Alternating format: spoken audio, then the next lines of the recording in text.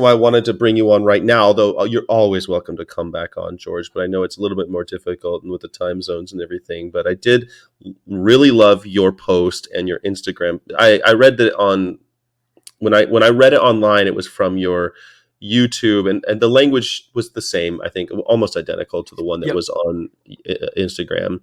Um, this new, I knew this was going to happen, that eventually, because immediately I saw a lot of vegans, because it's not just vegans, people start sharing their opinions, however invalid their opinions might be, or however ignorant of the issues they might be.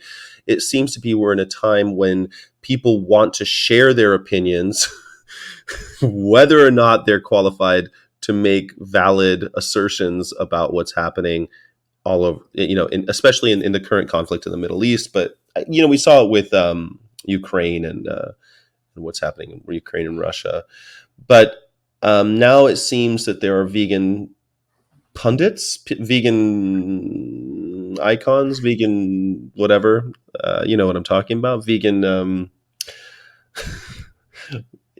impresarios who are basically saying that I'm not vegan unless I support whatever side they have chosen in the war, in this war, the one in Palestine and Israel.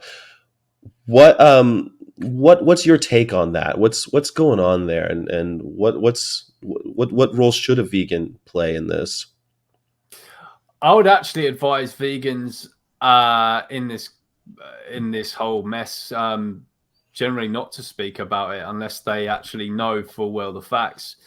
I think it's just a massive distraction from animal rights. It's another current thing. And even if you find the issue important, I don't mean to belittle it by calling it a current thing. By current thing, I mean something that's been massively pushed hysterically by the mainstream media when there's a gazillion other issues going on in the world, and people just leaping on it emotionally and, not really knowing the full facts. I would advise vegans, unless they know the facts, to just not really entertain it at all. It's just another one of the billion issues going on. It's a foreign affairs issue to most of us here. Mm-hmm. It's not relevant in any way to our lives.